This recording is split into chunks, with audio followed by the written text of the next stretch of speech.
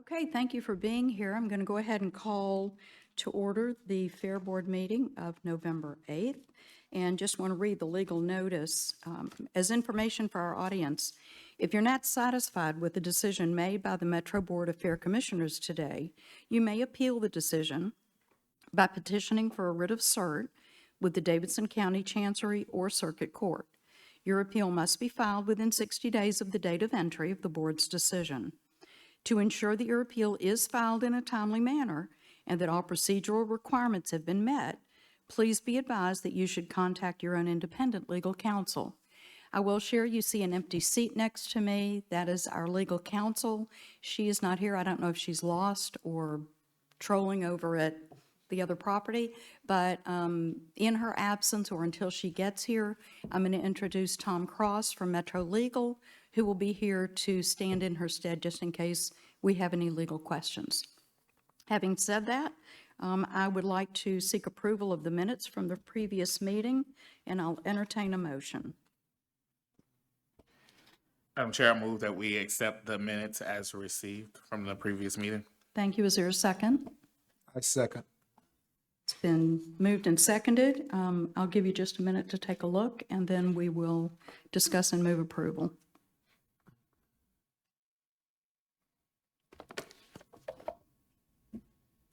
Okay, we'll go ahead and move to a vote if there's no discussion.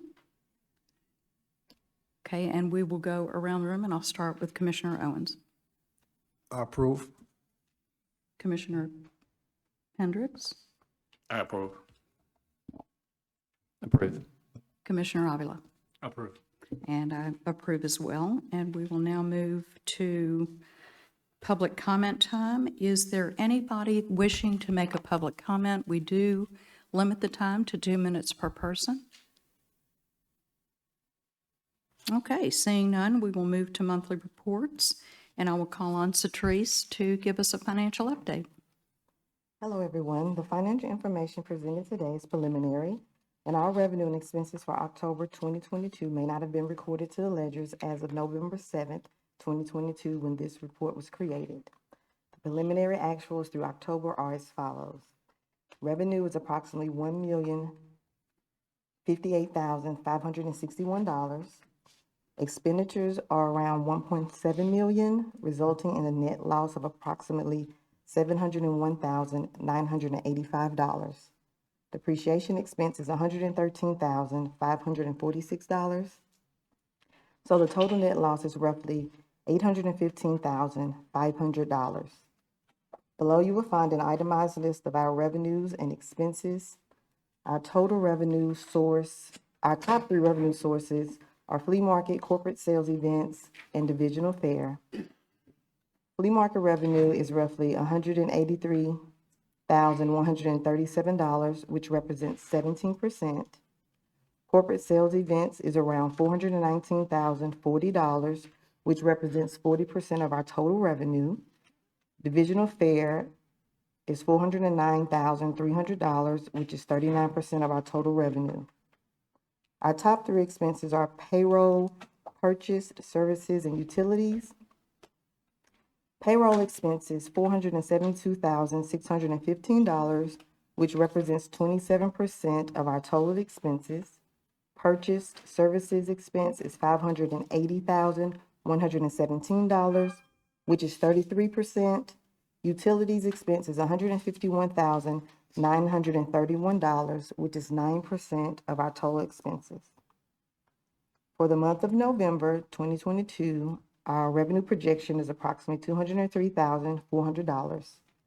We anticipate 28% collection from flea market, 71% from corporate sales events, and the remaining 1% from racetrack and contracts. On the agent report, we have $64,458 in outstanding invoices. All promoters have been contacted and invoiced. This concludes the financial report. Are there any questions? Are there any questions from our commissioners? Commissioner Hartley. One question. So I see our, we're tracking year-to-date to be at a loss of about $800,000 this month. Can you let me know, maybe taking the COVID years out, how that compared to our revenue in pre-COVID years? Are we sort of in a similar position, worse or better? Pre-COVID, we were better. We were better. So we're still trying to rebound at this point. But pre-COVID years, we were better. And I wouldn't count the 815,000 because that includes depreciation, which is like a valuation. It's not really dollars.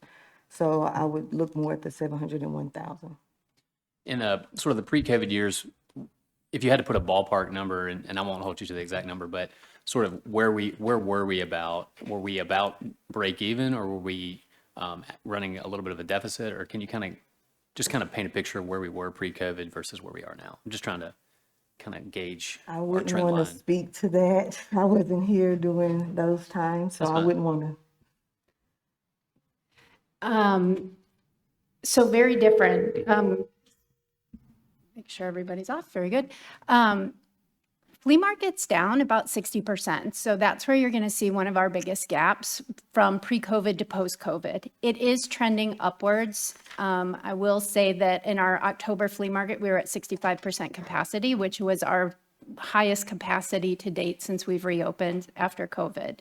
So that's the biggest gap. The other gap that you're seeing is fair expenses, which we didn't have pre-COVID. It was a very different financial relationship that we had with the previous promoter versus doing it ourselves. So that is also part of the gap that you're seeing and one that we budgeted for.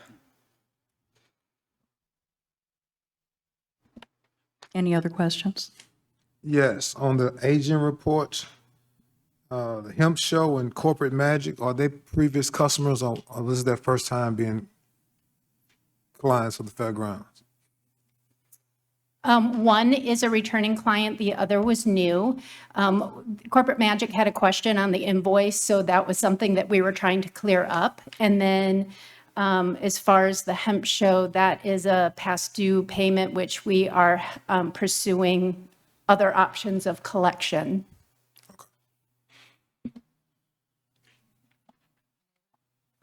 Any other questions? Okay, seeing none, we will move on to the event update to include our rent relief program, and I will turn the floor over to Laura and Scott Jones. Thank you. In your package, you'll see both November, December. As you can see, we've got really busy weeks coming up. Christmas Village is moving in, which is why the stadium has graciously hosted us for this meeting, because we are in a full venue load-in right now. Christmas Village opens Thursday, so we're really excited to have them back. I believe this is their 56th or 57th year at the Fairgrounds. So yeah, it's a really fun event. So Scott is going to actually go first. If I could, he is going to just talk a little bit about fair numbers for you.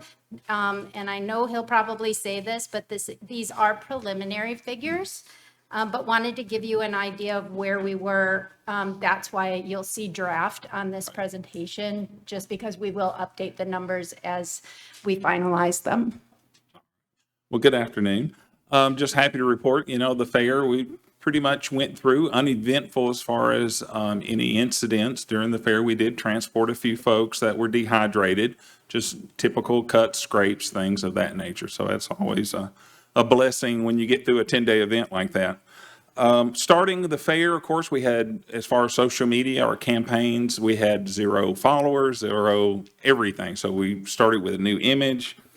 We ended up with 4,400 in email we captured through ticket sales and campaign with contests. We ended up with a little over 1,700 TikTok followers, over 83,000 views. One of the top videos, somehow I ended up in it. I don't know how that, but I got to blame that on somebody else. But yeah, it was in there. So also our Facebook followers too, we ended up with over 2,600 Facebook followers. Our ad campaign, of course, commercials, we did blanketed all the local TV and radio. But on our YouTube, we ended up getting 23,000 views of our commercial. So I just wanted to kind of throw some of those numbers out. As far as the 10-day fair, we kick the fair off with what we do best, rain. Fairs and rain always go together. So we kick 3 days of rain off for the fair, which shows as you look at the numbers there from parking attendance and ride revenue, you can see how that just correlates with that. We did pick up steam on the last weekend of the fair. That's typically what we would want to have for the first weekend. So that would definitely change all the numbers there, but you can't basically control the weather. So, but all in all, as far as the numbers, I think we had a great fair. People enjoyed the fair. It's very entertaining. The kids enjoyed, I think, the activity hall that we had and all the things in there with the live animals.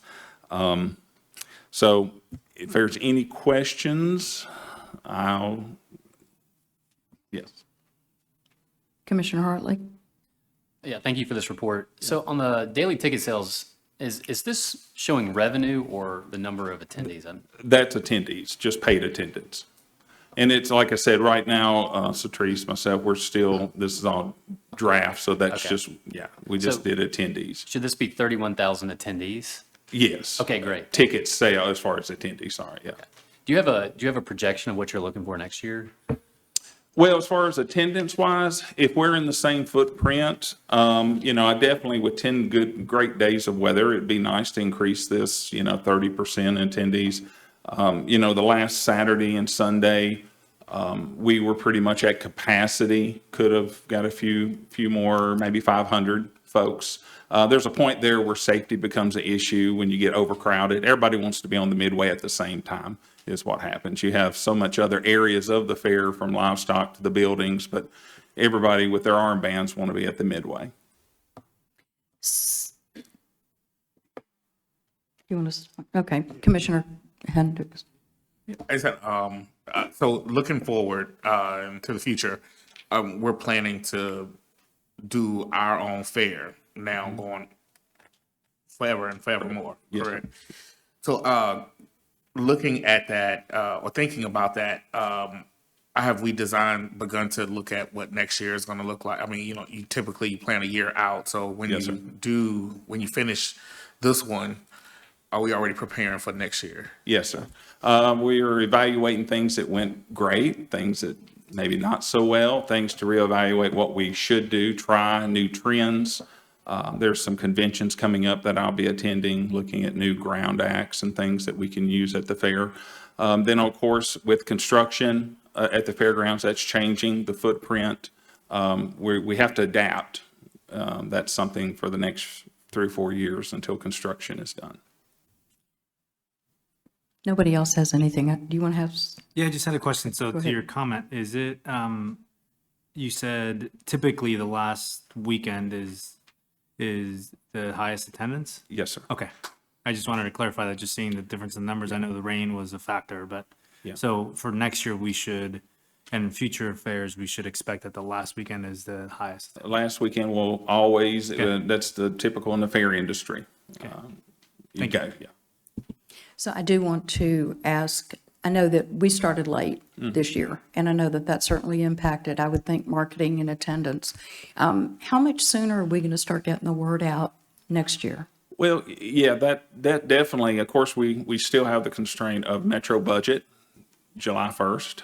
This is our first year. So some of the things, as far as spending before July 1st, that's not really in the budget. That may need to be spent before that. That's something that plays in with Metro. Typically, a lot of fairs are, a calendar year on their budget. So once January 1 rolls around, you have a new budget. So you're in a lot better shape to start doing things. Like we're going to have to spend some money on some swag, things like that early and get printed, and probably start doing some publications and different things like that. So we'll have to figure out what we can do in our budget before the new year.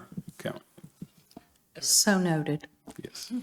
Can I just add one other thing? So in thinking about that, I mean, I think we're also going to have to start looking at sponsors. Yes, sir. Now. Yes. Because most companies are they're looking at their 2023 budgets now. Exactly. And so are we taking that into consideration as well? We are. We're working on, now that the fair's over and we have listed inventory that we can have potential sponsors for, since that we know we can do really well and do good for that partner. Those are things that we're working on right now to evaluate and see what, to put a number with that so that they get a good value for their sponsorship, and something that we definitely don't want to overpromise and underperform. So that's something that I personally take a lot of pride in. So I want to make sure that when we value something, that the sponsor gets more than what they should. So, but we are, to answer your question, yes, we are working on sponsorship. Any other questions? Thank you so much. Thank you. I'll now turn the floor back over to Director Womack.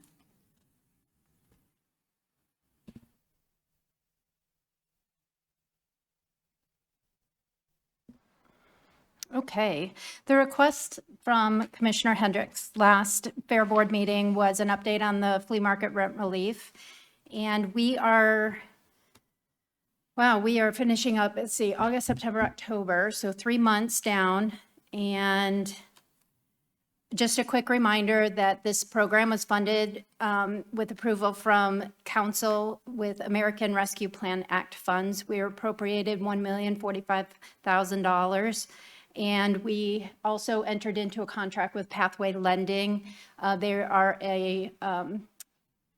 They've partnered with Metro on a lot of these grants to perform a lot of the administrative. So the whole application portal was hosted by Pathway Lending, and then they work with us on the reconciliation. They're actually holding all of the funds and then reimburse us based on the usage of the funds once a month.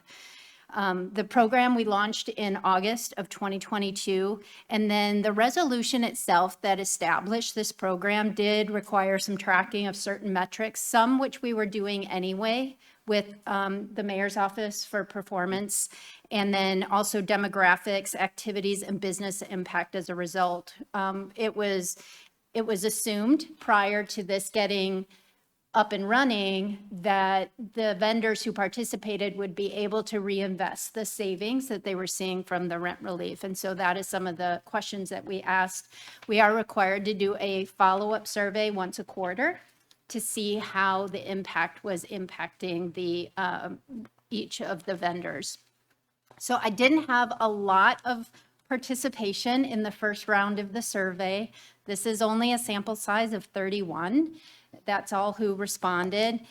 And just to give you basic demographics, we asked race and ethnicity. So 81% of our vendors identified as white, and then 4% other, 10% Black or African American, 3% Asian, and 1% American Indian or Native Alaskan. Our ethnicity is 97% non-Hispanic, 3% Hispanic. We have also minority owned business questions, military service, and age range. I will point to our age range chart. As expected, we do trend a little bit older in our market. We kind of knew that, and it's really important that we, in our recruiting efforts, hit different age groups so that when we do have turnover, which always occurs in our flea market, that we can recruit some new members and some younger vendors that will hopefully carry us on and keep the market vibrant. In the last 3 months, the number of vendors who have participated has increased. I will note also that September, October do have a tendency to be our busiest flea markets, October being our busiest, and then usually April is our second busiest. So it is not surprising that our numbers are increasing just based on the time of year. The value of the rent relief has increased significantly also from the time we implemented it. So each month we reconcile our usage of the program to with Pathway Lending, and again, they issue us a check with that value. It's a lot of work, and I will give a lot of credit to Citrus and to our flea market staff. It is a lot of work. We have set up a redundant system of tracking because this is obviously really important money and a really important program. And so we keep our own spreadsheets and reconcile it line by line every single month. And it does take a lot of time and effort. So I want to just commend staff for their diligence and their, just the detail that they put into their reviews. So we have signed on 15 new dealers in 3 months. We have 40 dealers who are what are considered non-permanent. And this just means that they are vendors who come periodically. They're not committed to say all year long or had not earned that permanent dealer status. You can see the majority of our participants are what's called permanent dealers. These are vendors who have earned this prior to COVID, prior to the move down into the old buildings. We wanted to make sure to give them an extra incentive to come back, even though they hadn't maybe been back to the market since we reopened from COVID. We still recognize their permanent status and classified them at that. Permanent vendors get up to 3 booths per month for free, up to 8 months. So it's a very impactful financial incentive for them to come to the market. The other question that we asked is, how did you take the savings that you were seeing from the rent relief and what impact have you seen, whether personally or through your business? And I just picked out common themes that we received from the surveys. A lot of people have diversified or invested in their flea market inventories themselves. Certainly increased sales and income as a result of, increasing your merchandise and your inventory. Many have rented additional booths. We have some people who rent only 1 or 2, and they took the opportunity to rent all 3 since they were free anyway, which is also a financial benefit to the fairgrounds. They have noticed more dealers participating in the market. Now, this is coming from dealers, and that's really important because when a customer walks into the flea market and there's a lot of empty space, that's a little disheartening. You're not really getting your bang for your buck when you go to the market. And so the perception is that the more spaces that are filled, the more vibrant market, there's more things to see, customers stay longer, and more sales.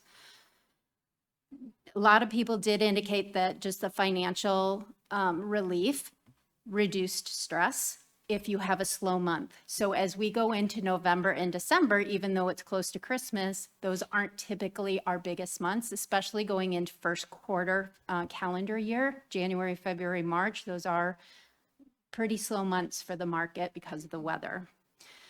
Rent relief is reducing the overall expense burden of travel. We have a lot of vendors who travel to Nashville in that they have to find somewhere to stay.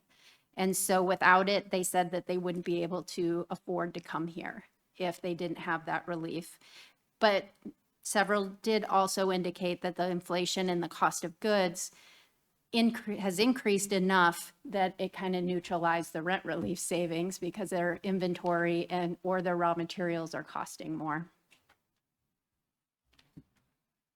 And we asked how many would continue to participate in the market once rent relief is concluded. And so this doesn't surprise me that it's 83% because, as you saw in the previous slide, the majority of people who are participating in this are already participating in the market. They are non-permanent, permanent vendors.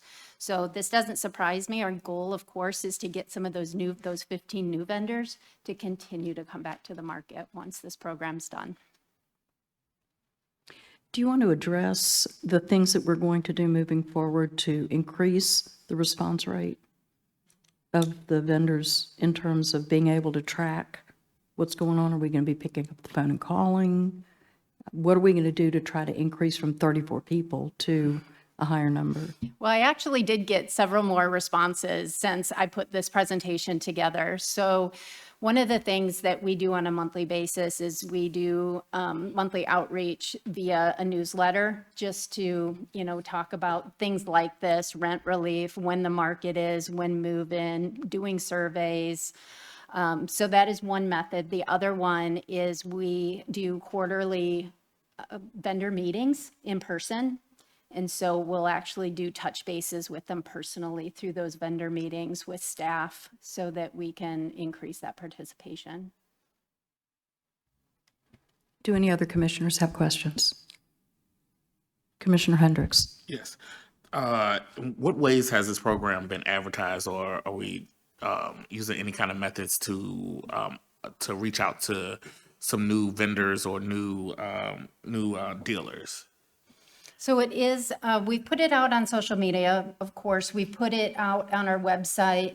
We've put some decks together for distribution to some of our partners, explaining how to apply. Really, our best method and I think our largest exposure is through the flea market vendor body themselves, because they are also traveling to other markets. Many of them don't just participate in Nashville. They're going to other regional markets, and so they are spreading the word and getting people back.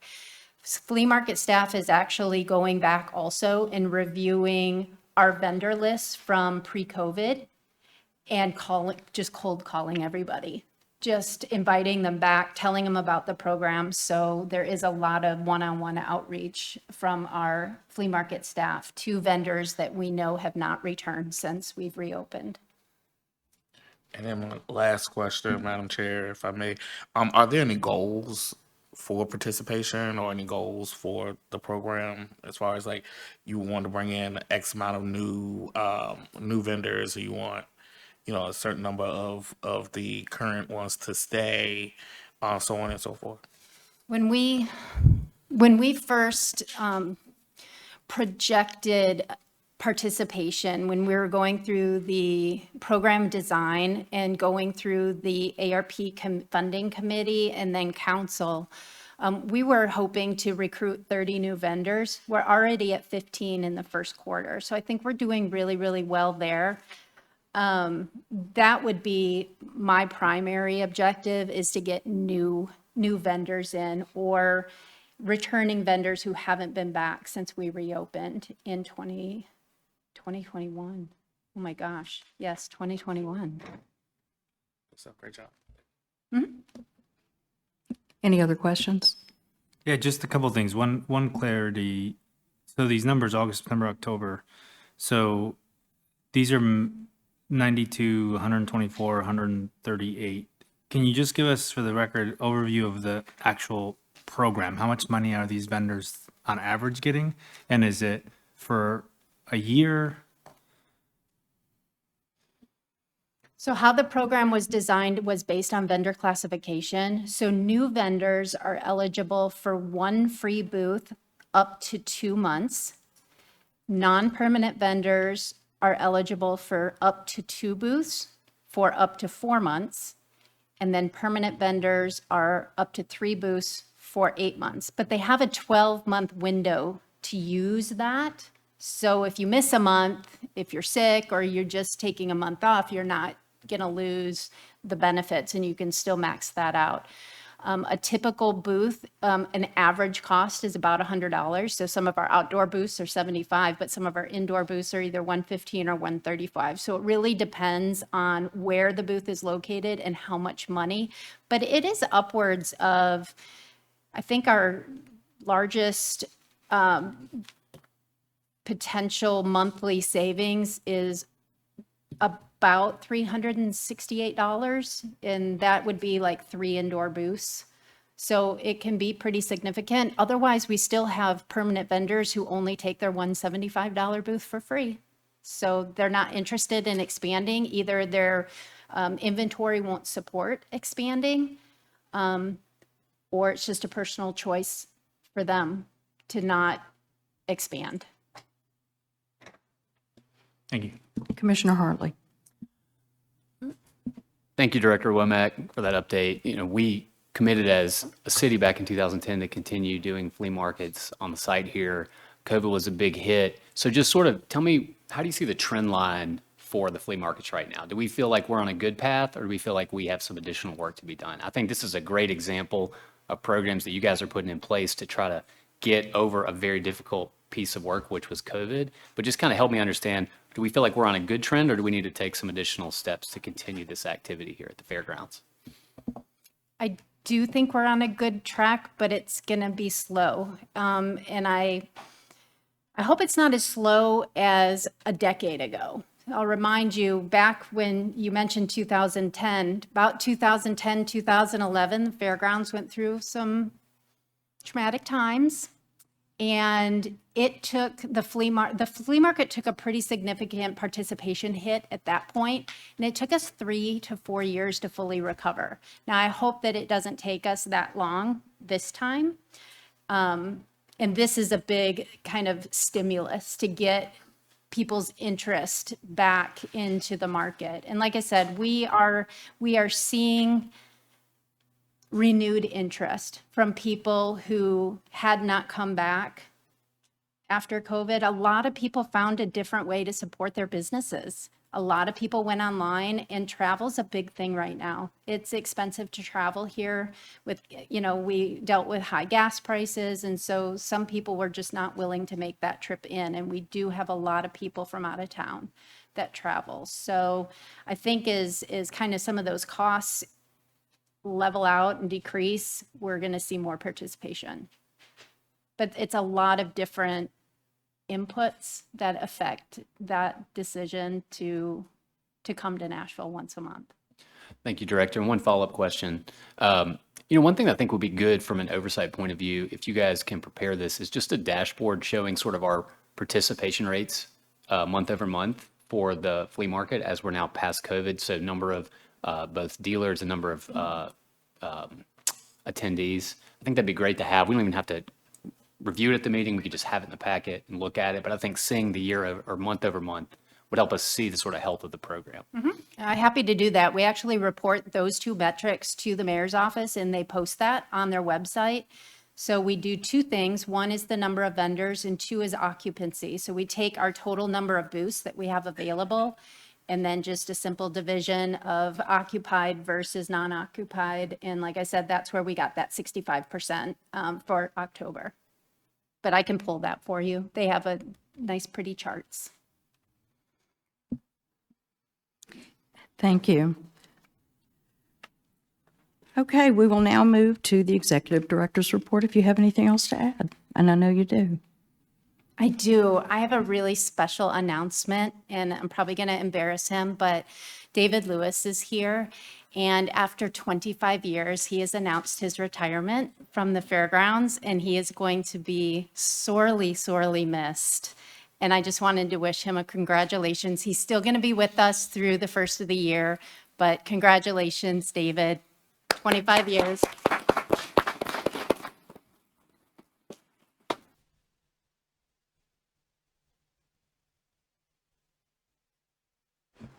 It's probably the shortest Executive Director's report we've ever had. Okay, seeing nothing else, we're going to move to old business, and we will first address the Fairgrounds Improvement Project, mixed use, and the infrastructure update. Mr. Henley and Katie Sheasley will be here in place of Ron Gobble, and we'll bring Ed up first. Live mic. Well, first, of course, always a pleasure to be in front of board, staff, legal counsel.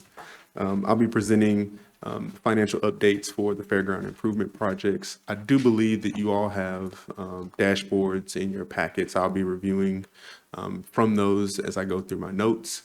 I do want to just start by saying that the figures that I'll be discussing today are roughly 30 to 45 days in arrears from work that's actually taken place, but I will give some other updates as I go through the budget overview.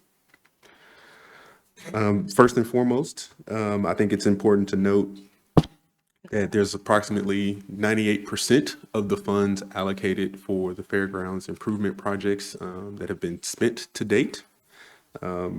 Focusing on the expo center, that collection of buildings and the sheds, the the amount spent has now reached that point where if I don't carry the decimals out, it shows 100%.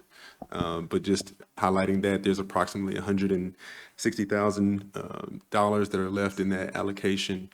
Still working through some FF&E purchases, and again, some other open items. But for the most part, really excited with the progress that we've had on that area of the budget and to still have funds remaining. That's always one of the objectives of any project. The multi-purpose building, which is the next section there, want to highlight that at the end of October, we did receive our substantial completion and a certificate of occupancy there. Again, I think David might have tied his retirement to just getting that over the hump. It is much appreciated. There's so much work that we've done out here that just could not have been done without him. Not only his historical knowledge, but also his heavy amount of support for our team throughout the entire project. But with that project, as it's drawn to a substantial completion point, what we'll be doing is making sure that over the next coming weeks, we're reconciling all of the outstanding costs related to that project. Again, what you're seeing today is about 30 to 45 days in arrear. So we'll make sure that those are all calculated. And then when we present next month, it'll give a much better picture of remaining funds allocated for that project. No movement in the demolition or the grandstands areas. Just do want to highlight that in the demolition section, that is where we carry dollars for temporary storage. So again, now that that building is complete, we'll start to phase a lot of that out. But just wanted everyone to know that's where funds for that cost is located. If there aren't questions on that sheet, I'll jump to Fair Park. Go right ahead. So as it relates to Fair Park, of course, Fair Park Phase 1, as in previous reports, there's no movement in that section of the budget. As far as Fair Park Phase 2 is concerned, there has been movement both associated with the design and project management. Those two areas are working pretty congruently together, as you see in the budget. Again, a lot of efforts. Is the last time I was present, along with Ron, he highlighted that there's a lot of communication going on with NDOT, other departments, really understanding what scopes we can start to enable in the near term. But by and large, we're kind of at a pause position, understanding how we can navigate that project with the funds we have on hand. And because of that, you don't see any cost increase to the line item associated with construction or pre-construction. Thank you. Any questions? Thanks. And we'll bring up Kate. So Katie is the new vice president. And we're very happy for her. And pretend she's Ron. Yes, yes. So I'm just giving a very quick update. I think Ed covered quite a bit of it, that the multipurpose building has a temporary UNO. Fair Park, we've been coordinating with multiple agencies to get that project started. And we plan to start construction on the Greenway in spring of 2023. Infrastructure, as you know, is complete and the stadium is complete. So that's it, unless there are any questions. Any questions?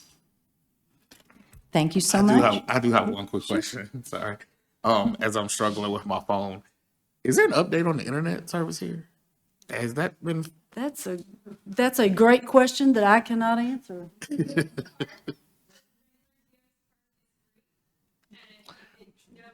Oh no, I'm just saying because I came in for a couple of games before and I couldn't communicate with people that were in my party because of the internet, and it just reminded me as I'm sitting here now trying to struggle with the internet. Has that, and we were supposed to be given an update, at a meeting, a couple of meetings back. I will find out an answer to that and be back. And it's not just internet, it's cell service altogether because of the right. safety concern. Right, yeah. Yes. Because if you can't communicate inside of the game, it was certain carriers where you guys had not completed the work to make sure that they're connected. I know exactly what you're talking about, and I'll find out the update and give that information to Laura. All right, cool. Thank She you. can distribute. Okay. Anything else? Any other commissioners have questions? Thank you so much. Thank you.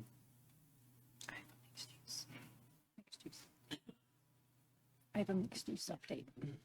So we're going to go to the mixed use update. Mr. Melton can't be here, so Director Womack's going to take care of that for us. We talked a few months ago about, as part of the infrastructure Part 2 funding, this was the 22 million that was approved as part of the last capital spending plan. It encompasses a lot of different additional infrastructure needs besides what we did with the Wedgwood and Benton extensions. Part of that was earmarked for Fair Plaza, which is outside of Block 8C that connects the Speedway with the stadium. And then the Speedway Alley, what we're calling it, which is the roadway between 8C and the concourse. We have prepared a participation agreement with Market Street that has been filed with council. And so they're going to see that coming up in the next couple council meetings. And what that will do is set aside a little over $8 million for construction of both that Fair Plaza and that roadway. And it would be Market Street actually performing the work. And then they would get reimbursed from our capital fund on via this participation agreement. It is something that Metro has entered into in several other, it's not unusual to have participation agreements. And since they're already going to be doing construction in the immediate area, it really made sense from a timing and cost perspective. Any other questions for Laura? I have two questions. First, sort of related to that, I was going to bring it up separately, but it's sort of a related point. Well, actually, I'll ask my second question first, which is, thank you for the update. Do we need to take any action on that, or is that just an update for us? We don't need to take any kind of action on that. Am I understanding that correctly? No, and it's not agenda as an action item anyway. It was just for your information that we were going to go to council. Thank you. And so my second question is sort of more of a macro question about the great new roads that we have through the fairgrounds. I wanted to ask about road closures of those particular roads, and it kind of relates to this point because as we're sort of developing the infrastructure in the middle, the buildings in the middle of the campus, I wanted to get a little bit more information about how we're going to manage road closures. And I'm sorry I'm springing this on you, Laura. I should have texted you about it earlier, but I wanted to ask, and we don't have to answer right now, but I'd love to be presented with a plan of these are the times we're going to close the roads, because I'm just thinking as we move forward, there's more development on the property. We hope, more development on the property and as the mixed use is coming out of the ground. There's going to be people living there, and that road needs to remain open. So if you could, I would ask maybe we could talk about that for the next meeting. If you could come and prepare sort of, this is our plan for when we're going to close the roads. I can give you a little bit of an update just because this is a subject that we contemplated before, as we early planning with the stadium. And it was always planned that there were portions of Benton Avenue that were going to remain closed during large events like soccer games or concerts because it's a pedestrian. That whole roadway with the coplanar design, it was designed to be kind of a very pedestrian friendly road. So we had always anticipated that particular road was going to be closed down for large events. As far as Wedgwood, we're kind of feeling our way around that right now. It opened shortly before our October flea market. We knew that was going to be an extremely well-attended event, and to be on the safe side, we did close that road. There's a permit process through NDOT, and so we follow that, and then we communicate that with our campus partners so they're aware of the road closure. We're also going to be closing it this coming up weekend for Christmas Village.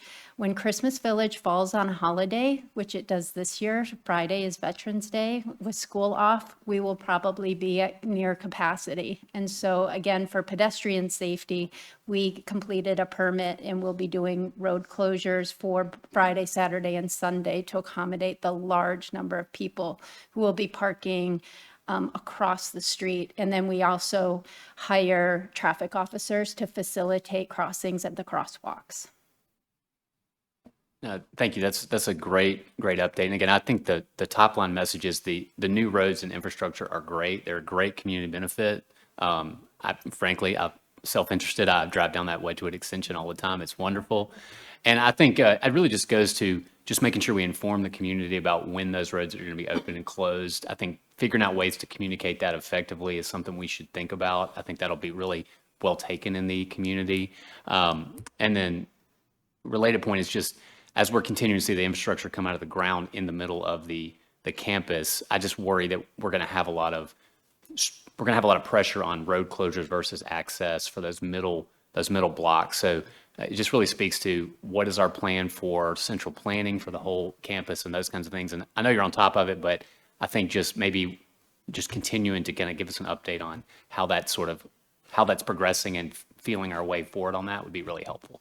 Yeah, and one of the things that we talked about with Market Street is they have 2 ins and outs from each of their blocks on different roadways. So if you close one, there's always another one that you can access. And so, with a lot of the blocks, you'll have a main entrance off of Wedgwood, but then Wilson, which is Rains Extended, there's a secondary entrance. Same with Block 8C. There's an entrance right off of the Speedway roadway, but there is, you can exit out either Benton or you can go out the back way towards Craighead. So they have designed their buildings very specifically to have multiple entrances and exits to their parking. Any other questions? Commissioner Avila? Just a quick comment on that. I think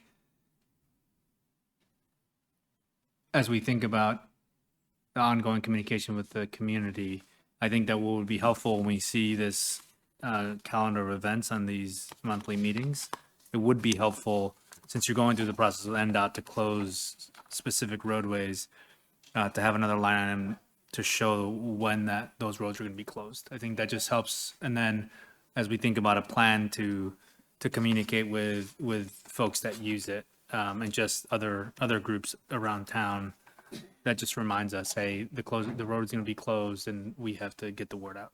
So please. Okay, seeing nothing else, we are going to move on with our old business. And next on the agenda is the Bristol Motor Speedway update. This is actually the October meeting follow-up. For those of you that have been paying attention, at the last meeting when we had Mr. Eagles here and sharing with us where things were, and he shared that they were making good progress with Bristol and hopefully would have some documents to share. So I'm going to go ahead and call Mr. Eagles up now to do just that. Thank you, Chair, and thanks for the opportunity to all of you to be here. This has been a long time coming. About a year and a half or more of work has gone into this day, so I'm excited to share with you where we are.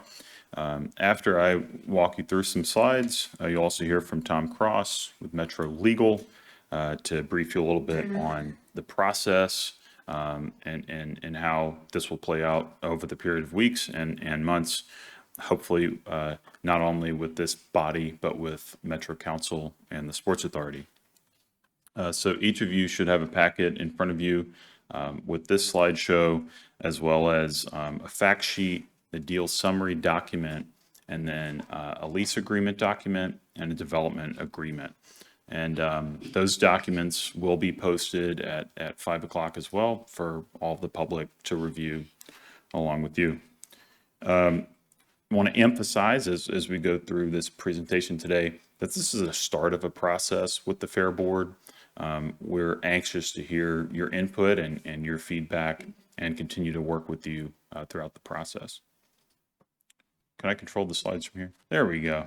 So here are a few items wanted to work through today, touch a little bit on the history of the Speedway, go into Mayor Cooper's primary goals for this negotiation, talk about the unique partnership and opportunity we have to work with Bristol, explain a little bit in detail about what the renovation will entail at the Speedway.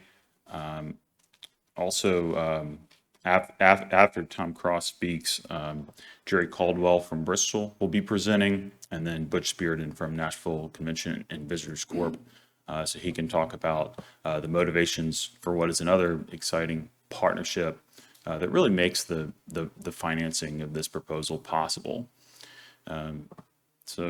Continue. There we go. So the photo at the top is actually of a horseless carriage race in 1911. Not everyone in Nashville probably fully appreciates it, but there's actually a long history of racing at the fairgrounds dating back to 1891, which is actually a year before the Ryman opened. And we have a pretty special distinction here of having the second oldest operating speedway in America. So it is really a legendary venue. It is not in a current form that would lead one to immediately appreciate that fact. But it was paved in 1958. The first nationally televised sporting event from Nashville was right here at the Speedway. And then, of course, in '84 was when Nashville lost the Nashville Cup Series due to a lack of willingness by the city to invest in upkeep of the track. Here are a few quotes that I pulled from really probably the two most popular drivers in American motorsports.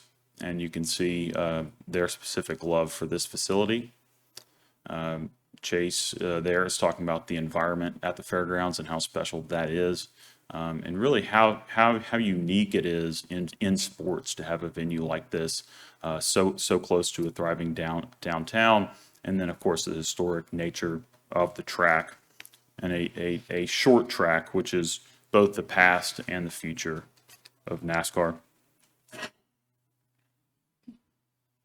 So, as Laura was alluding to during the discussion of the flea and things that went on about a decade ago, in 2011, there's really a mandate from the voters to protect the historic uses of the fairgrounds, and that includes the Speedway. So, as a result of that referendum, the Fair Board and Metro government not only has a responsibility to maintain the Speedway, but we also have a pretty unique requirement to operate racing here. Since the 80s, the facility has lacked the investment necessary to maintain the highest quality of racing and also to maintain proper safety standards, both for drivers as well as fans. So at this board's request, we are currently undertaking a procurement to get an independent review of the facility to determine what is needed to continue the program of racing here, to comply with the charter, to meet kind of basic safety and ADA compliance standards.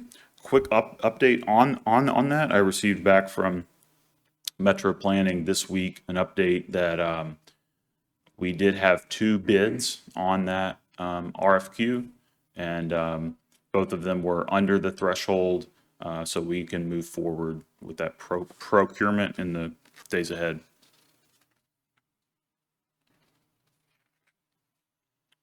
So this slide kind of walks you through the primary goals that Mayor Cooper had during this process that has spanned about 2 years. So the first one, as we sit in this beautiful space here in Geodis Park, is to complete the vision of a modernized fairgrounds. We've seen a lot of investment here in the form not only of Geodis Park, but of the beautiful Fair Park, the expo facilities that are a great improvement over what they were just a few years ago. But there, until now, has never been a full plan, much less a funded plan for investment in the Speedway and in its long-term viability.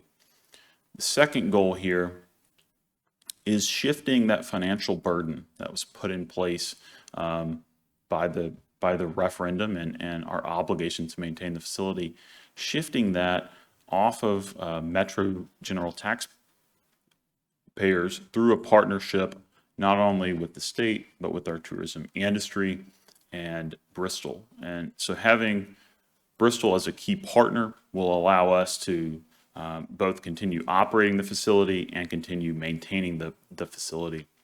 And the third point is, if you go back to the quote from Chase Elliott, it talks about how unique this track is in its location and how this could never be replicated again in America. Part of that, then, it's incumbent on us to be aware of the environment around the track, the development and the neighborhoods around the track.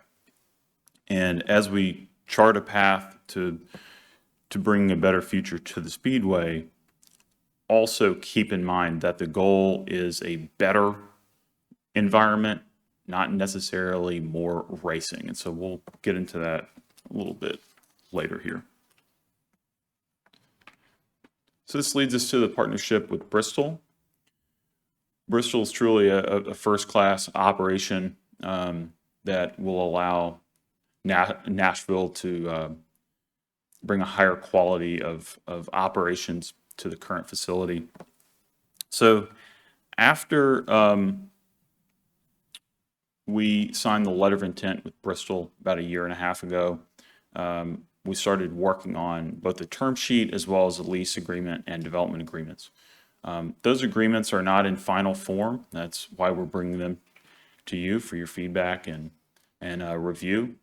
And then the agreement with Bristol will be a 30-year lease. And that sort of long-term partnership is key when you're looking at the obligation that we have here, as well as the historic nature of the track.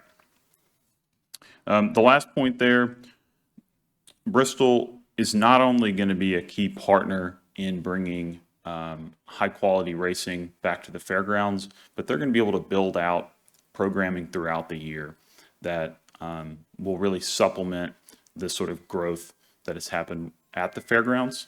And there will be a revenue split, both of food and beverage and of gross revenues for those non-racing events.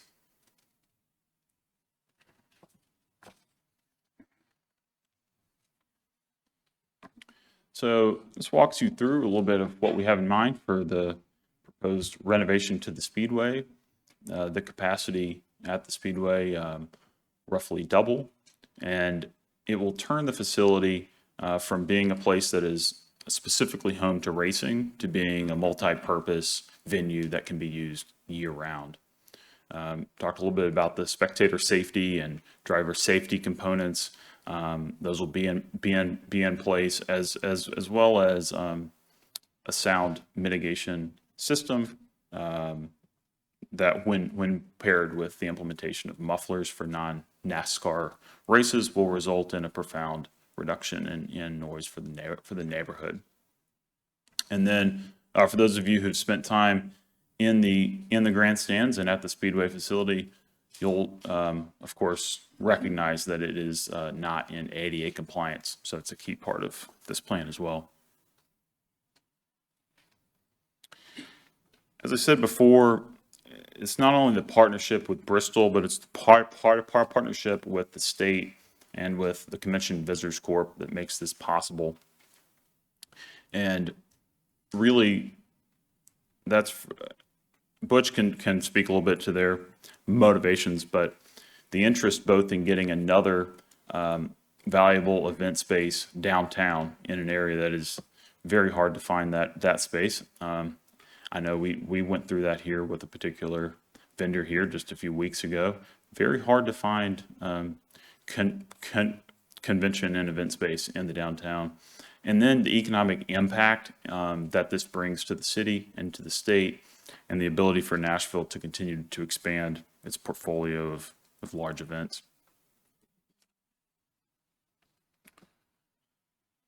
So this is one that I think will draw a lot of interest. This walks us through the financing of this proposal.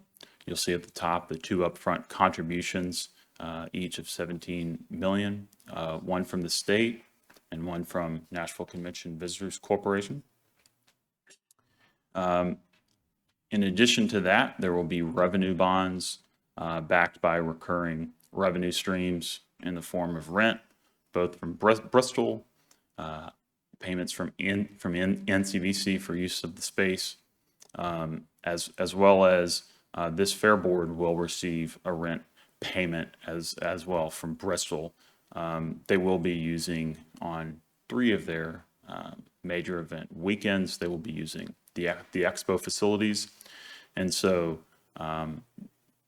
that rent there is designed to offset the use of the space of the expo. Sponsorships, the first 600,000 of sponsorships that Bristol signs will go to servicing the debt, and any naming rights agreement that Bristol signs with the corporation, 10% of that will go towards the debt as well. And then similar to what we've seen at other sports parks here in town, there'll be a redirect of state and local sales taxes as authorized by the state, as well as a ticket tax that is tied to the size of the venue. And then at the bottom, you'll see what I referenced there as being the revenue sharing from anything that happens outside of Bristol's 4 core significant event weeks. That's both of gross revenues and then the food and beverage as well. So one thing that's happened since we announced that we had reached a deal in principle a little bit less than a year ago, about a year ago, is we engaged an independent consultant to take a look at the financial model and vet the projections, vet the numbers, tell us what we had missed, tell us what we had been too optimistic on. And so that report was really instrumental in arriving at the documents that we have today. We were able to make material improvements to the deal as a result of that. And that report will be available to you as well. It will be online as of, I think, 5 o'clock. So moving forward here, the design component is a key part of this process between now and what hopefully will be final approval by the Metro Council. So Bristol and NCVC will begin a design process where they'll engage a design builder to give them a guaranteed maximum price for the project. And then once they have arrived at that GMP, we can know where we stand with the financial model. We have projections about how much this could cost and how much we can issue in terms of revenue bonds that are backed by those revenue streams. But until this gets paired with the GMP, we won't know for sure if this deal can pencil based on the revenue streams that we have.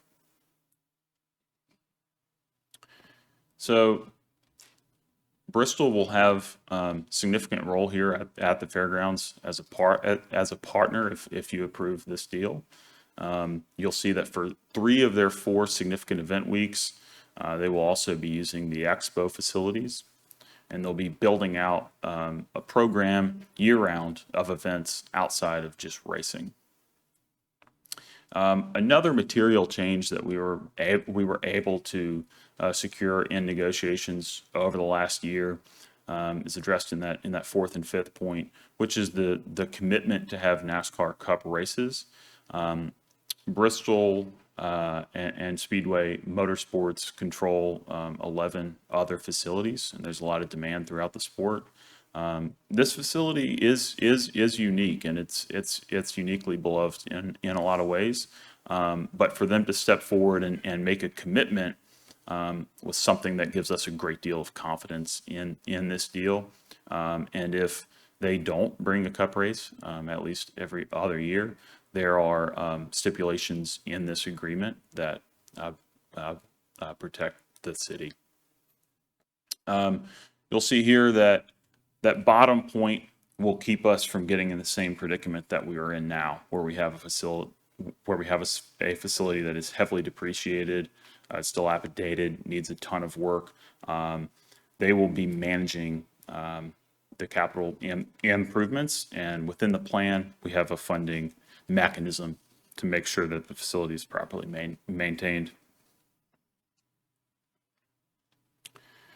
So this addresses the mayor's third key goal throughout this process, which is to make sure that whatever we do here in terms of finally addressing this need and finally completing the vision for the modernized fairgrounds, that this is done in a way that results in a win, not only for lovers of the Speedway, but for those that live in the area and are affected by noise and of the operations. So you'll see here that practice days were reduced from 25 to 20. And that's really as a result of listening to community feedback.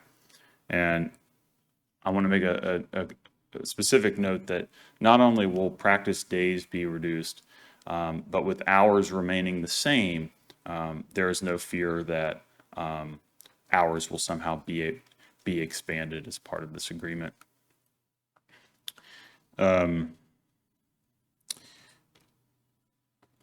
So when you pair the use of mufflers for the NASCAR races with the minimum design standards that include the noise abatement features, this will result in a 50% reduction in noise, as shown in the noise study. Finally, here is a quote from the mayor, who unfortunately could not be here today, but we spent a lot of work and a lot of time on this project, and are fortunate to have a partner in Bristol and the state and CVC to make this possible, and hopefully bring this facility back to life on the national scale. So 131 years of racing here, and with this agreement, if we move forward, hopefully we're in store for at least 30 more at a very high level. And now I'll turn it over to Tom Cross. Thank you. Good evening. I will be much briefer than that, and I'm here mostly just to talk about the process that the documents would go through towards approval. If you take nothing else away from my part of the presentation, let me say that you will not be rushed. We're not giving you documents today and asking you to vote on them at your next meeting. There should be plenty of time for you to review them. A year ago or more, I believe the Fair Board committed to having a couple of public meetings where the public could have an opportunity to comment on the documents. We do feel that the documents that Ben said would be posted on the website are sufficiently complete for us to feel pretty confident that they will not need major changes. But if the board requests them, either based on things that you see or comments you hear from the community, we can certainly take them to Bristol and see what we can do with them. So there are two primary documents that Ben mentioned, the lease and a development agreement. These are typical for a transaction like this. A development agreement speaks to how the project will be designed and constructed, where the money's coming from, how the money gets spent, how the design process is supposed to work, and then the lease kicks in at the end of the construction project. There are also two other documents, or it conceivably could be done in one, that are going to be important to the way this is financed. But they're relatively insignificant. But because the Fair Board can't issue revenue bonds, but the Sports Authority can, and it's important that they do so, the transaction has to go through them. So the transaction contemplates that the Fair Board, the portion of the property that's going to be subject to the lease, will be leased to the Sports Authority and then leased back to the Fair Board, which will be the landlord in effect and having the primary relationship with Bristol. So the process from here, again, anticipate a couple of community meetings, which the Fair Board had made a point of recommending a year ago. Bristol is going to engage a design builder to work towards a design with some participation from the executive director of the Fair Board, the chair, and a representative of the finance department to make sure that you're comfortable with the final design. From that, anticipate getting a guaranteed maximum price, which Bristol can either agree to proceed with if it exceeds the budget that we have, with Bristol making up the delta, or not proceeding at all. Eventually, the transaction will need, all of the primary documents will need the approval of the Sports Authority. And the Metro Council, the council is expected to need to pledge its so-called non-tax revenues to back up the Sports Authority revenue bonds. And so the council will have to approve all the primary documents too as a part of an intergovernmental agreement with the Sports Authority. I do not know how long the design process is anticipated to take. I think Mr. Caldwell can speak to that. But when that process is done, we will need to get all of the primary documents approved. But again, you will not be rushed. I'm happy to answer any questions, but that's pretty much the sum of it. Does anybody have any questions for Mr. Cross? Commissioner Hartley? Thank you, and thank you, Mr. Cross, for your summary. It's very helpful. Just to say it out loud, because I think it's implied, but could you specify the role of the Fair Board, what we actually need to approve for this deal to consummate? Well, again, you're not being asked to approve anything tonight. This is just an introduction. 100%, And 100% one thing I failed to mention, in connection with the other big transaction that the council's currently considering, along with the Sports Authority at the moment, having to do with Nissan Stadium, we offered to do a work session with the Sports Authority where we would come and Ben and others, the author of the CSL report, Bristol, to answer questions you may have on an intermediate basis. But eventually, you are going to need to approve the lease, the development agreement, and these two leases, or potentially a single lease with the Sports Authority. The Sports Authority will have another set of documents, including those, but in addition, documents relating to the issuance of the bonds. Thank you. And I only asked because it's an occupational hazard as a fellow attorney that I wanted to know the specifics of what I had to approve. Thank you. Okay, great. Anybody have any other questions? Okay, seeing none. Thank you. Mr. Caldwell?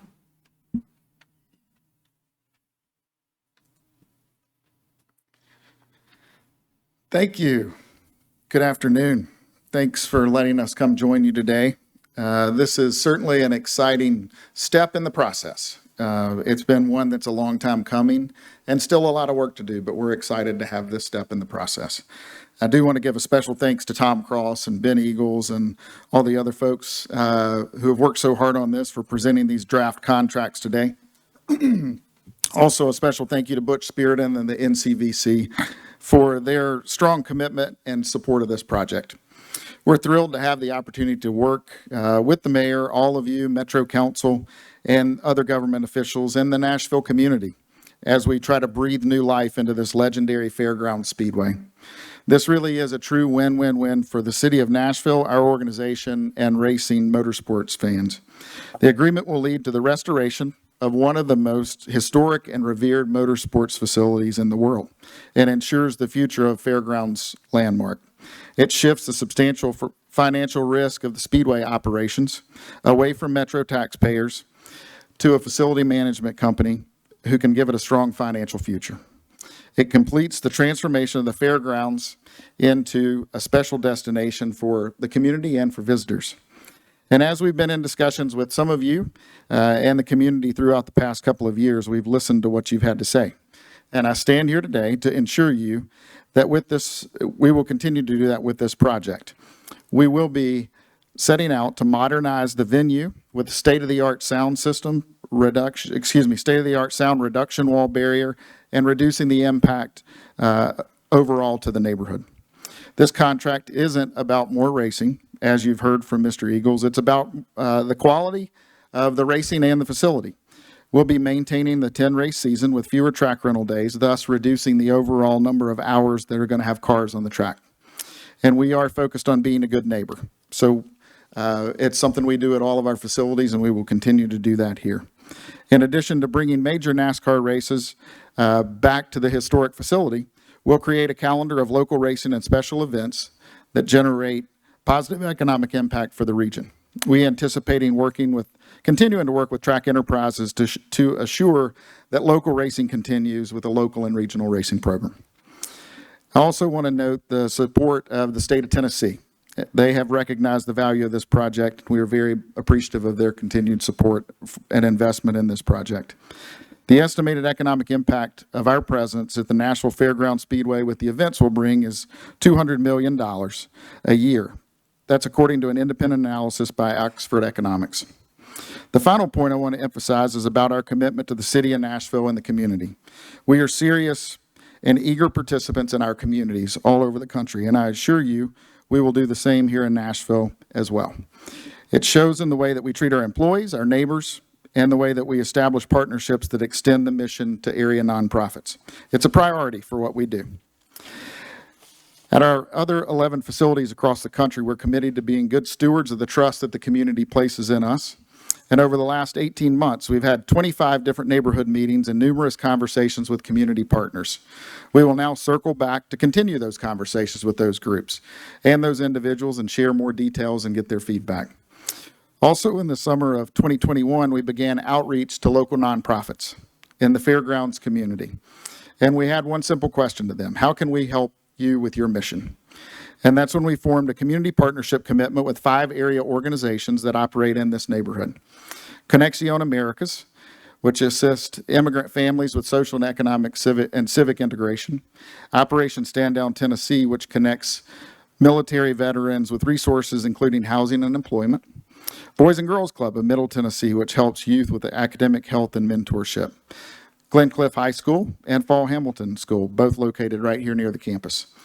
The North Nashville Community Economic Development Consortium, who will partner with us as we create an inclusive construction project and an operating model here in Nashville. And in addition to these 5 partnerships, we will also initiate a local chapter of Speedway Children's Charities, just as we do at our other organizations. The overall organization of Speedway Children's Charities has contributed more than $60 million to local nonprofits around the local communities where the speedways are located.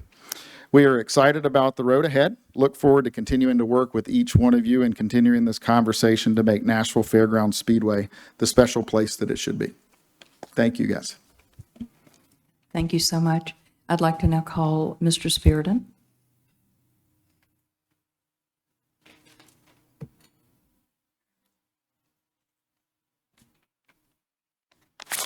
Thank you. Thanks for allowing me a little bit of time today. And I'm not sure how much new I can add to what both Ben and Jerry added, but I'm going to give it a shot. I moved here in 1991, and I came out to Fanfare out here. The track where the festival took place was not in great shape in 1991, and it really hasn't improved any. So we have weathered this storm for a really long time, and the neighborhood around here is improving. Geodis Park is a great addition, so thank you guys for supporting that. The new buildings here are a great addition. And we're sitting here with this speedway, the largest parcel of land, and our organization helped bring the SRX racing series the last 2 years here. We had national television, and it was both inspiring and embarrassing to bring the best drivers in the world to Nashville, to hear them rave about the history of this track, but have them see what the condition of this facility was like. I want to point out that when Mayor Dean talked about redeveloping this area, I was an advocate for green space and youth sports facilities. I thought, what a great time to put softball fields and soccer fields and really create an opportunity that was missing in Nashville. The public spoke. The public said, we want a speedway to stay here. I think it was 71% of the vote. So I've listened, I've heard. I've been meeting with Bristol folks for at least 6 years on this conversation. And my confidence and faith in them has only grown. We're putting our money where our mouth is. We're betting on ourselves. So nobody came to us and said, give us money for this. Yes, we're putting money in to cover the debt service, but we're buying dates, and we have a chance to make our money back either directly in revenue if we can rent the building, or indirectly in economic impact for this city. So we have a great deal of confidence in our track record and our ability to partner with Bristol and do more activity, and not necessarily bigger. It might be a convention that needs the clubhouse for an off-site event. I already realize that Geodis is virtually full a year out now. this city has a huge void in available event space. That's a good thing. We're fortunate, we're blessed that we have those opportunities. But the demand is there, so I'm confident that we will benefit directly or indirectly and make our money back. Safety needs to be improved out here. Sound mitigation needs to be improved out here. I'm now living in the 12 South neighborhood, and I can hear the race from there, and I used to live over closer to Radnor Lake, and I could hear it over there. So I'm impressed by the efforts that Bristol has brought forward. And I know in talking to the SRX racing folks, Bristol, NASCAR racers, even the race at the super speedway, the only thing they wanted to talk about was this track. So think about, they conclude a race and they want to talk about the fairgrounds and racing, bringing racing back here, and how excited that they are. To do all of that and then make this place look like it should look like the Nashville that we have seen come about. We have a pretty special city. We have a city that is in high demand, and we have an opportunity to remove the burden from the taxpayers and create another asset that you guys deserve if you're going to manage this, that the citizens deserve, and that this neighborhood deserves. As was indicated by Ben and Jerry, we've agreed to put $17 million upfront and pay a annual rent or annual debt service of $650,000. We are betting on ourselves. I love the idea of renovation. I love the idea of the same number of races. I love the idea of less motorsports events. And as I said, significant sound mitigation. The Cup race alone would be worth about $100 million in economic impact for the city. So pretty significant for us to go with Jerry's estimate of about $200 million a year in economic impact. We participated with Bristol on that study. It is a division of Oxford Economics out of London that does this, and they're now becoming the global expert and the organization we all go to be able to compare apples to apples in events in different cities and even events in our own city, but different locations. The fairgrounds itself and the surrounding neighborhood is pretty much new and improved. Opportunity to improve an inefficient facility and inefficient use of land may not come along again. We have an opportunity to do something really cool, really different, and we're proud and honored to be a partner in that. We're going to be a good partner with them. We're going to be a good partner with the Fair Board and Laura and her staff.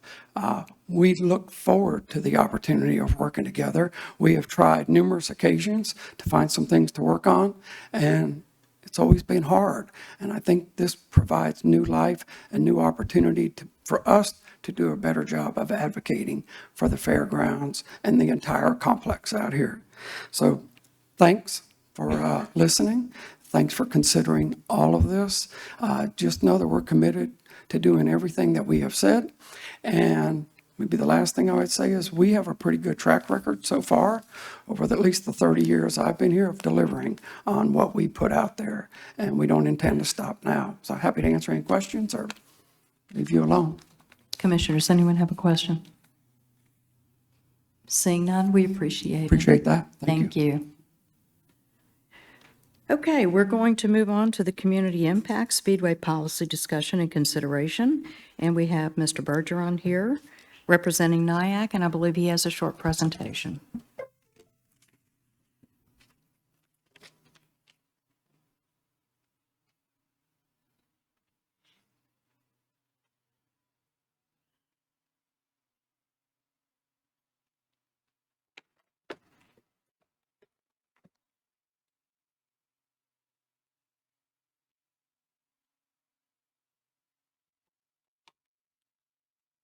Thank you for the time, Commissioners. Again, Jason Bergeron here on behalf of NIAC, and we're happy to have the opportunity to continue to discuss community impact issues with you on a monthly basis. I've presented copies of the slides for you there as well. It's going to be the same thing that's up on screen. Well, it's been over 3 years of talks kind of happening mostly behind closed doors. But it seems like finally the Fair Board is getting some details about this proposal to build an all-new speedway on top of what the old speedway was. And to that end, what I've prepared for you is a memorandum laying out some community impact concerns about this deal, questions that the community still wants answered. And I would ask that the commissioners take some time to read that in the coming days. And of course, myself and other NEAC members would be thrilled to meet with each of you to talk about what community impact looks like and why it matters.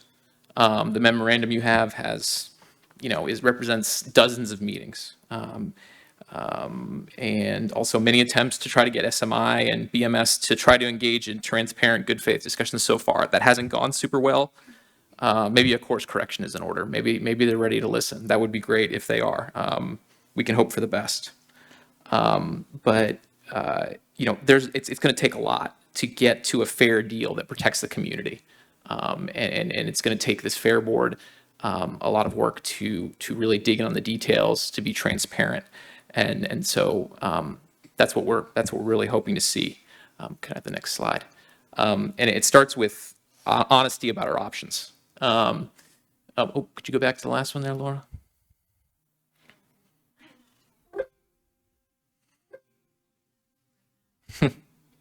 They got it. We'll just stay there for a little bit. But honesty about options. And it starts with reiterating again that this proposal is not required by the charter. Certainly you have to continue racing at the fairgrounds, but it's not Metro's only option. There is alternative funding in the CIB for a true renovation, not building an entirely brand new facility like this. And that's just important because you do have options. And so the Fair Board can really work hard to make sure this SMI deal is the right one, because it's not your only option. And so when folks start throwing around honoring the charter or saying this current speedway is a financial drain, that's kind of a distraction. Again, a 2017 study found that the current speedway needed about $8 to $11 million in upkeep and renovations, just like any Metro facility. I'm sure that number's gone up a little. I have a little bit of concern about what the studies you're going to receive say. We're kind of seeing that with the Titan Stadium right now, and I don't want to see that situation again where a big number gets thrown out just to try to make a proposal more palatable. We don't need that. We need honesty about options. And again, if there's not a fair deal we had with SMI, the Fair Board does have options. From there, we need to talk about the fact that financial protections are community impact protections. Without full financial protection on the front end for this deal, the community is not going to be able to count on any of the limits and controls that are put into place. And so, when I reviewed draft financial models when I was on the Fair Board, they had big holes in it. Massive amounts of speculative, non-guaranteed revenue, and all built on assumptions which we can never get really clear answers on what the projected number of events were the basis for those projections. And I would hope the Fair Board will ask for those answers. But ultimately, to be able to count on community protections that are in this deal and limits on racing, limits on noise, limits on events, the only answer is SMI has to guarantee the full revenue bond debt. That is the only way. Just like Nashville SC guarantees the cost of this stadium fully. Otherwise, you're never going to know what's going to come up down the road if revenue falls short and then have to break those limits. Can I have the next slide, Laura? Maybe. Real community protections. Beyond those financial protections, it's about real community protections. I know I've talked about that on the Fair Board. I've talked about that with you guys every single month. I know you're getting tired of it probably, but it matters, and I'm going to keep talking about it. It starts with making good on this promise that there's going to be less racing time. That what the public deserves is a transparent side-by-side comparison showing exactly what future racing days are going to look like and what certainly seem like big, longer racing weekends. And I hope the Fair Board will provide that transparency. I know Commissioner Avila had spoken about really needing to show things side by side. I think that's a great idea, and I hope the Fair Board does that. Then, of course, we come to track rental time. Mr. Eagles finally, after a couple years, said the right thing right now. He seemed to say that there will be 20 track rentals at the same hours, which of course everybody knows is 3 to 7 p.m. only on weekdays. I hope that's true, because every draft agreement up until today that I saw had so many loopholes on top of loopholes, you could basically run a car whenever you wanted to. So I hope they finally come around. That would be a big step forward for this mayor's office if they finally have let go of trying to increase track rental time. So the devil will be in the details on that, and I hope the Fair Board digs in on that to confirm. We heard a lot of promises about the possibilities, and that's the next item. And that's these and Nashville Convention and Visitors Bureau events, these corporate events and concerts and festivals. What are those? How many are they going to be? What are the limits around those? If those limits aren't there on the front end, such as honoring the 10 p.m. concert curfew that has existed under the racing contract since 2017, you're never going to get those back later. And those need to be really well defined, because if this facility requires all of these non-racing events to fund the extremely large debt amount, the only way you're going to control them is by setting clear standards on the front end. And ensuring that all these new types of events that have never happened before aren't just a whole new bucket of disruptive events for the community. And then when it comes to noise, pure sound mitigation, we really need honest information from the Fair Board. You heard multiple times just now promises about mufflers. I have to reiterate again that mufflers are already required at every race. And we talked with Bob Sargent, Sherry, Bob and I were on an email for the All-America 400 and about a practice night when out-of-town racers were using the wrong mufflers. And it was loud, but the mufflers are required now. And the sound study SMI keeps trumpeting that claims local racing noise will decrease by 50%. It's counting the impact of mufflers twice. It's presuming there were no mufflers at a race that mufflers were required, and then it says, well, here's the impact with mufflers. So we need to be honest. But whatever the promises are from sound mitigation, whatever you finally come to that the decrease is going to be, that needs to be independently tested on a regular basis, not by Metro, not by SMI. Some independent, trustworthy firm must be able to prove that sound reduction is coming. And if it doesn't work out, well, then what? This facility will be very expensive. There's not going to be a bucket of money held behind to make the sound walls better. Well, if SMI's promised sound mitigation doesn't work, SMI should be required to pay for better sound mitigation. And you're only going to get that guarantee on the front end. Those are what real community protections look like. And I hope over the time that you all have to vet this deal, you can push for those. Community protections also will protect community benefits, new and existing. And when we talk about existing community benefits, we are seeing them rise up right here next to the stadium. Housing, including affordable housing, ultimately a child care center, business incubators. The volume of uses and events from this proposal can't be so large that it overwhelms and defeats those community benefits. And that's all the more reason why you need limits around everything on the front end. Otherwise, the affordable housing will fail. The child care center will not be viable. And that's going to require honesty about really what the volume of noise and events coming out all around from this speedway is.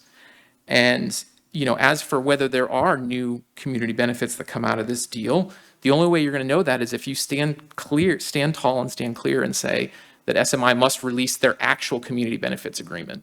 The only thing they've put out now is a press release with signatures on it, with no promises, no money, and no real programs. And Commissioner Hendricks spoke at length about that last spring, about the vagaries of it.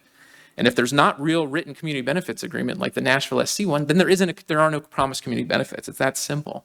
Let alone whether SMI is putting their own money in, not just money they raise from others. If SMI wants to be part of this Fairgrounds, they should put their money in, or they should put Marcus Smith's money into their charity, not just raising money from race goers. Can I have the next slide, please? And in closing, as I wind down here, what it's really about is honest public engagement. I'm thrilled that Mr. Cross said you guys aren't going to be rushed, because the community needs time. They need transparency. They need information. We've tried to get that. I tried to get that on this Fair Board for years, and SMI did a real bad job of it. I attended many of those community meetings that were held 18 months ago, and they didn't do a very good job answering questions. They did not do a good job providing answers. They refused to answer most questions, with all due respect to them, for whatever reason. They now have a lobbying team of 9 registered lobbyists, 9. I don't know how many proposals that are cut and dry and require that kind of backup, but I hope it's about being, I hope there's a real course correction coming here. I hope truly that there's room for change to whatever's on this proposal to make it better. I hope it's not going to be about, I hope we're past the intimidation and the threats that SMI's lobbying team doled out and the intimidation from respectfully the mayor's office. I hope we're past all that. And I hope they mean it when they say that there's time for community input. And I hope you all will schedule those meetings and give lots of attempts at good times of day, really dig in. We had plenty of that in Nashville SC's proposal, and now's the time to really do that here. None of that's going to be easy. I know that's a really hard thing to throw on this fair board who, this is not your day job, but it matters for the community. These neighborhoods matter. This proposal has such risk to go sideways if you don't get everything in on the front end, and then we're stuck with a speedway where the answer is always just going to be, well, we've got this now and we're here and we're just going to have to live with it. The only way this fair board avoids that is by being very detailed and very thoughtful on the front end, and I hope you all will join in on that. I know NEAC is ready to stand with you and talk to you about what is needed to make this fair, because it's not about saying no to this deal. It's about making this deal fair. And I think you can get there if you put in the work. So I appreciate the time. And again, myself and other NEAC members are ready to meet with you anytime. Thank you so much. We appreciate your time. Okay, to round out the Bristol conversation, I will share that the documents are posted as of 5:02 p.m.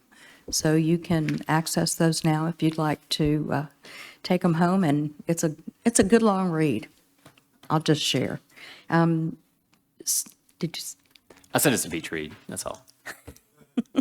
Okay. So seeing no more old business, we need to move to new business. And is there any new business?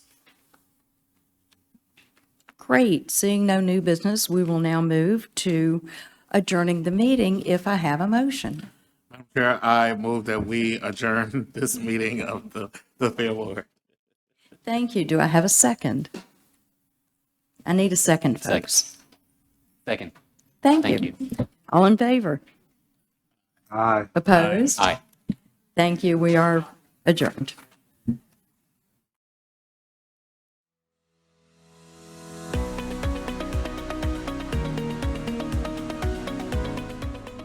This has been a service of the Metro Nashville Network. If you would like to see this presentation again, or for more information on this and other programs, visit nashville.gov.